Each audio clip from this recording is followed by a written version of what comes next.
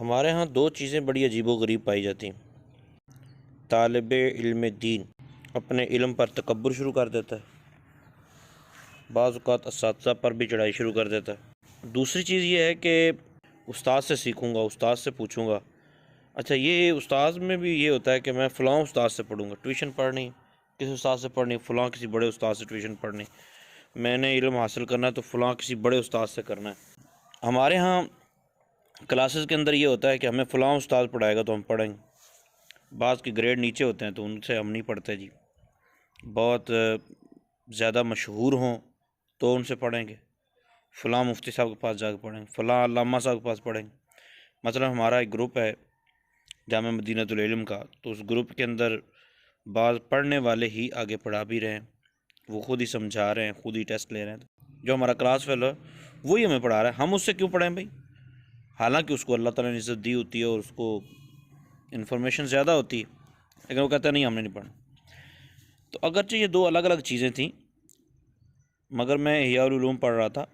تو اس کے صفحہ نمبر 176 پر اور 177 پر ان دونوں چیزوں کو اکٹھا جواب مل گیا۔ امام غزالی رحمۃ اللہ تعالیٰ علیہ طالب علم دین کو سکھاتے ہوئے سمجھاتے ہوئے ارشاد فرماتے ہیں کہ طالب علم کے لیے ضروری ہے کہ وہ اپنے علم پر تکبر نہ کرے،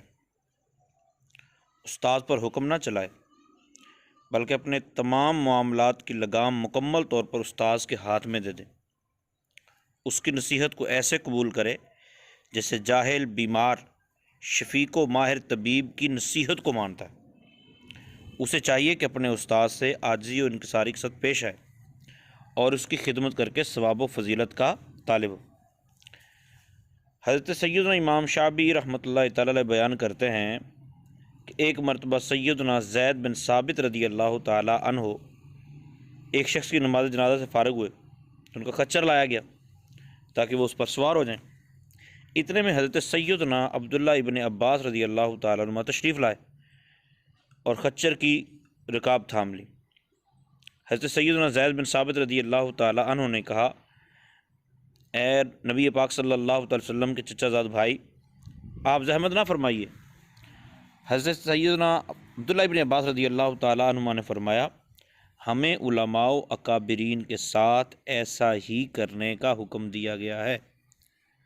پھر حضرت سیدنا زید بن ثابت رضی اللہ تعالیٰ نے جب یہ سنا تو آپ نے حضرت عبداللہ ابن عباس رضی اللہ تعالیٰ عنہما کے ہاتھوں کو بوسہ دیا اور یہ فرمایا، ہمیں اہل بیت رسول یعنی نبی پاک صلی اللہ علیہ وسلم کی اہل بیت کے ساتھ اسی طرح پیش آنے کا حکم دیا گیا۔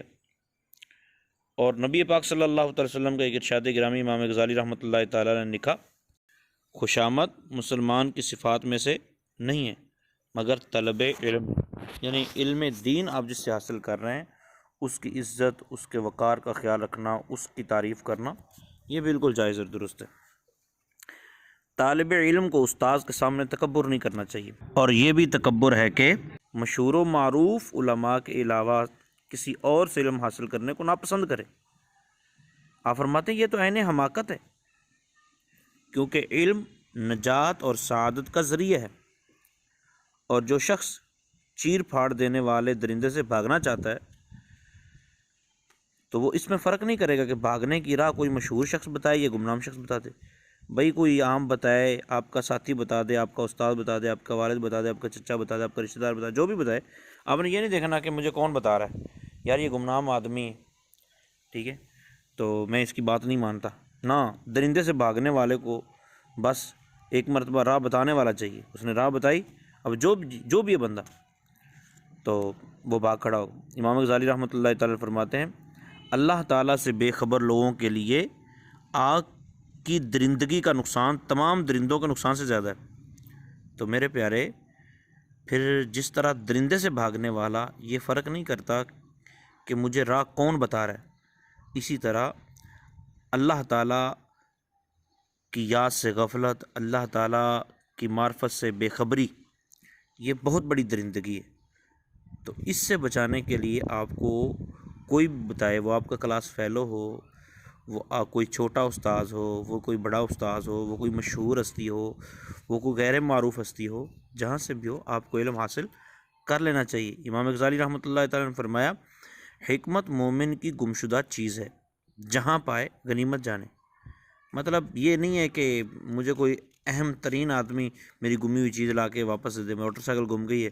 تو مجھے پولیس والا ہی واپس لا کے دے گا تو لوں گا۔ ایسا نہیں ہے کہ غریب مزدور آدمی کہے یار آپ یہ موٹر سائیکل وہاں پڑی ہوئی جو میں اٹھا کے لے آؤں، بندہ کہے نہیں میں تجھ سے نہیں لیتا۔ تو حکمت مومن کی گمشدہ چیز ہے، یعنی علم،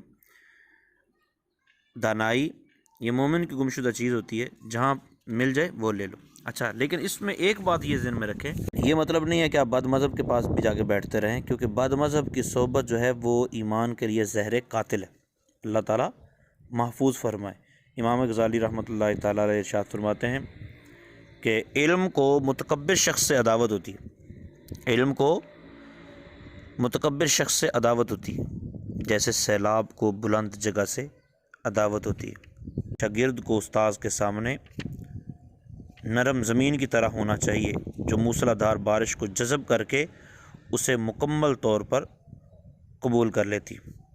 سیدنا علی المرتضیٰ رضی اللہ تعالیٰ عنہ آپ ارشاد فرماتے ہیں کہ عالم کے حقوق میں سے یہ ہے کہ تم اس سے زیادہ سوال نہ کرو، جواب میں اس پر سختی نہ کرو کہ ابھی دے جواب، ابھی بتا۔ وہ تھک جائے تو اصرار نہ کرو،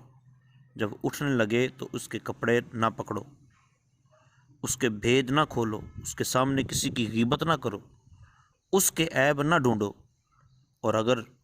لغزش کرے، خطا کرے تو اس کا عذر قبول کرو۔ جب تک وہ دین کی حفاظت کرے تب تک اللہ عز و جل کے لیے تم پر اس کی تعظیم و توقیر واجب ہے، اس کے آگے نہ بیٹھو،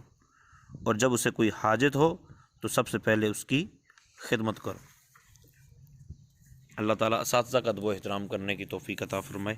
آمین بجاہ النبی۔